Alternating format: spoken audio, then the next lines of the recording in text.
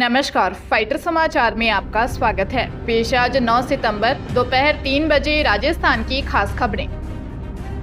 राजस्थान कर्मचारी चयन बोर्ड ने शिक्षक भर्ती परीक्षा लेवल 1 की एक और प्रोविजनल लिस्ट जारी की है। इसके तहत राजस्थान हाईकोर्ट में एसबी सिविल याचिका दायर करने वाले अभ्यर्थियों की अभ्यर्थिता को निरस्त नहीं करते हुए उन्हें प्रोविजनल लिस्ट में शामिल किया गया है, जिन्हें शिक्षा विभाग और कर्मचारी चयन बोर्ड द्वारा कोर्ट के अंतिम फैसले के बाद ही पोस्टिंग देने का फैसला किया जाएगा।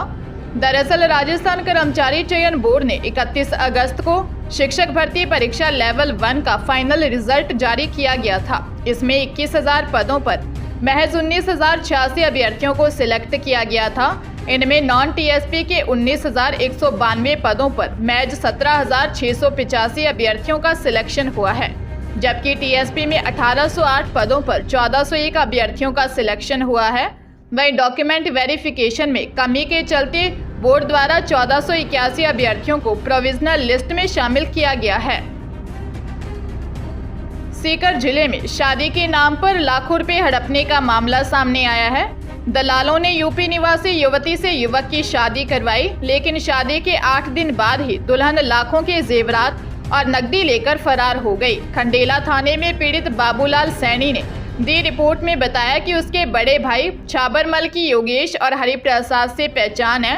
बाबूलाल की शादी के लिए योगेश और हरिप्रसाद ने कहा कि यूपी में उनकी राकेश गुप्ता से पहचान है। उसकी बहन पूनम अविवाहित है। पूनम से बाबूलाल की शादी करवा देगा, लेकिन सारा खर्चा तुम्हें देना पड़ेगा। इसके बाद उन्होंने लड़की दिखाई और शादी के नाम पर 3.5 लाख रुपए लिए और 16 जून 2023 को शादी करवा दी। लेकिन 24 जून को पूनम ने भाई राकेश को ससुराल बुलाया और रात को घर में रखे 38,000 रुपए और जेवरात लेकर फरार हो गए। पुलिस ने मामला दर्ज कर जांच शुरू कर दी है। बाड़मेर जिले में जैसलमेर एसीबी ने बालोतरा जिले के बायतू में डिस्कॉम के स्टोर इंचार्ज को 2,500 रुपए की रिश्वत लेते गिरफ्तार किया है। यह राशि किसान से ट्रांसफार्मर बदलने की एवज में ली थी। हेल्पर 3,000 रुपए रिश्वत राशि की डिमांड कर रहा था। जानकारी के अनुसार परिवादी किसान ने एसीबी को दी शिकायत में बताया कि बिजली का ट्रांसफार्मर खराब होने पर बदलने के लिए डिस्कॉम के बायतू कार्यालय में गया था। ट्रांसफार्मर बदलने की एवज में स्टोर इंचार्ज ललित किशोर तकनीकी सहायता जीएसएस बायतू जोधपुर डिस्कॉम 3,000 रुपए की रिश्वत मांग रहा है। शिकायत के सत्यापन के बाद बायतू डिस्कॉम जीएसएस परिवादी को रिश्वत की राशि देकर भेजा और 2,500 रुपए लेते ही तकनीकी सहायक ललित किशोर निवासी बायतू भोपजी को दबोच लिया। एसीबी आरोपी के आवास व ठिकानों पर तलाशी ले रही है। कांग्रेस प्रभारी सुखजिंदर सिंह रंधावा ने पार्टी में बड़े पदों पर बैठे नेताओं के परिवारों को ज्यादा पद देने पर निशाना साधा है। रंधावा ने कहा, मेरे पास टिकट मांगने के लिए ऐसे एप्लीकेशन आ रहे हैं जिनमें बाप मंत्री, बेटा बेटी अध्यक्ष, उसी परिवार के दूसरे सदस्य कुछ और पदों पर हैं। ऐसा कैसे चलेगा? अगर एक ही नेता का परिवार सब पद ले लेगा तो यूथ कांग्रेस का कार्यकर्ता कहां जाएगा? जब तक बड़े लीडर अपने परिवार को पीछे नहीं करते, कांग्रेस कार्यकर्ता पार्टी के लिए मेहनत कैसे करेगा? रंधावा प्रदेश कांग्रेस मुख्यालय में यूथ कांग्रेस की बैठक में बोल रहे थे। रंधावा ने कहा, कांग्रेस दोबारा आएगी, लेकिन एक काम करना होगा, हमें परिवार पर कंट्रोल करना होगा।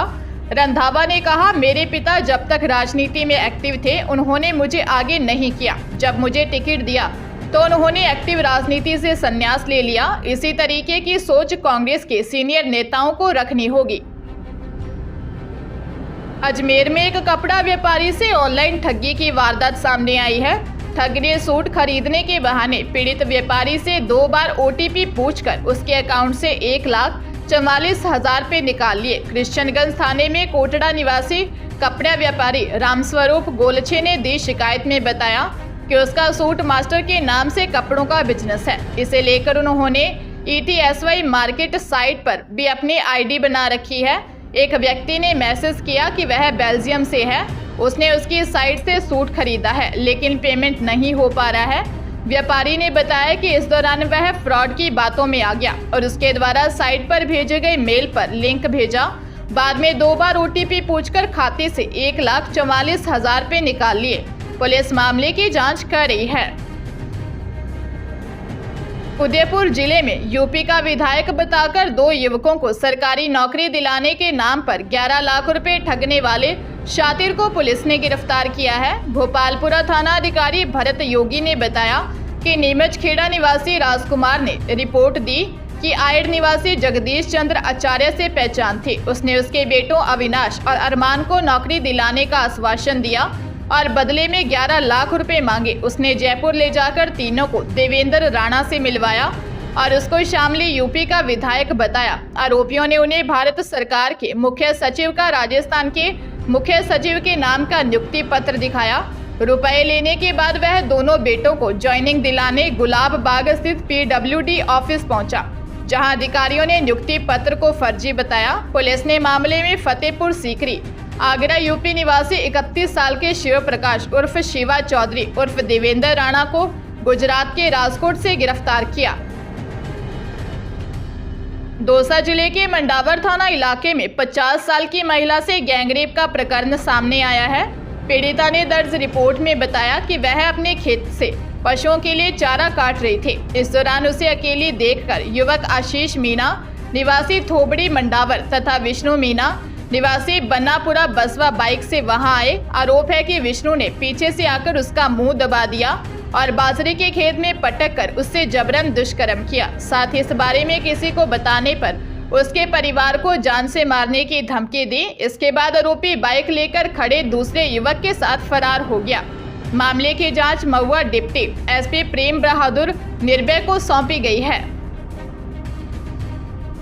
भीलवाड़ा जिले में शादी के 20 साल बाद भी बच्चा नहीं होने पर पति ने पत्नी की हत्या कर दी। पीहर पक्ष को बिना बताए अंतिम संस्कार करने शव श्मशान लेकर चला गया। ऐन वक्त पर पुलिस ने पहुंचकर शव को चिता से उतारकर मोर्चरी में भिजवाया। मामला मांडल का है। मांडल चौकी प्रभारी चिराग अली ने बताया कि अर्जिया ग्राम पंचायत के भीलों की बस्ती में रहने वाली 35 वर्षीय ममता पत्नी प्रभु कंजर की उसके पति प्रभु ने शराब पीकर हत्या कर दी। महिला का 15 साल की उम्र में प्रभु से नाता विवाह हुआ था। शराबी पति रोजाना पत्नी से झगड़ा करता रहता था। शादी के 20 साल बाद भी संतान नहीं होने पर मारपीट करता था। इसी के तहत पत्नी की हत्या कर दी। मांडल थाना प्रभारी लक्ष्मण राम ने बताया कि मामले की जांच की जा रही है। धौलपुर जिले में पुराना शहर से अपनी बहन से मिलने के बाद बाइक से लौट रहे दंपति को ट्रक ने टक्कर मार दी। ट्रक की टक्कर से बाइक पर सवार 7 साल की मासूम की मौत हो गई। हादसे में बाइक सवार युवक की पत्नी गंभीर घायल हो गई, जिसे जिला अस्पताल से इलाज के लिए रेफर किया गया है। पत्नी और बेटे को अस्पताल लेकर पहुंचे 40 वर्षीय प्रीतम सिंह ने बताया कि वह अपने 7 वर्षीय बेटे प्रिंस और 26 वर्षीय पत्नी अनार देवी के साथ पुराना शहर में बहन से मिलने के लिए आया था। वापस लौटते समय हाउसिंग बोर्ड चौकी से निकलते ही कोतवाली थाना क्षेत्र में बाड़ी चौराहे पर सामने से आते ट्रक ने उनकी बाइक को टक्कर मार दी। हादसे में 7 साल के मासूम की मौत हो गई। सदर थाना पुलिस मामले की जांच कर रही है। कोटा जिले के कैथून थाना में बीजेपी नेता के भाई मधुसूदन के खिलाफ पोक्सो एक्ट में मामला दर्ज हुआ है। नाबालिग ने अपनी मां के जाकर ग्रामीण SP को परिवाद दिया था। परिवाद पर कैथून पुलिस ने मामला दर्ज किया है। फिलहाल नाबालिग के 164 के बयान होना बाकी है। पुलिस मामले की जांच में जुटी है। नाबालिग व उसकी मां बीजेपी नेता के भाई को लंबे वक्त से जानती हैं, जिस पर आरोप लगाया है कि उसकी उम्र 50 वर्ष के लगभग है। खाद बीज की दुकान लगाते हैं। SHO हरि सिंह ने बताया कि नाबालिग ने SP को परिवाद दिया था। परिवाद थाने पर पहुंचा, जिसके बाद मामला दर्ज किया गया, जिसके खिलाफ मामला दर्ज करवाया है। नाबालिग की उम्र संबंधी दस्तावेज की जांच की जा रही है। नाबालिग के कोर्ट में 164 के बयान होना बाकी है। जयपुर के सवाई मानसिंह स्टेडियम में राजस्थान प्रीमियर लीग का क्वालिफायर मुकाबला जोधपुर सनराइजर्स और उदयपुर लेक सिटी वॉरियर्स के बीच खेला गया, जिसमें उदयपुर लेक सिटी वॉरियर्स को 7 विकेट से हराकर जोधपुर सनराइजर्स की टीम अब IPL के फाइनल में पहुंच गई है, जहां 11 सितंबर को उनका मुकाबला जयपुर इंडियंस से होगा। जोधपुर और उदयपुर के बीच खेले गए क्वालिफायर मुकाबले में जोधपुर के अभिजीत तोमर ने शानदार 82 रन की पारी खेल अपनी टीम को जीत दिलाई, जिसके चलते उन्हें मैन ऑफ द मैच के खिताब से नवाजा गया। हालांकि मैच के दौरान स्टैंड्स में दो समुदायों के युवकों के बीच कहासुनी हो गई, जो कुछ ही देर में हाथापाई में तब्दील हो गई, जिसके बाद मौके पर मौजूद बाउंसर्स और पुलिस की टीम ने सख्ती दिखाते हुए शरारती तत्वों को स्टेडियम से बाहर निकाल दिया।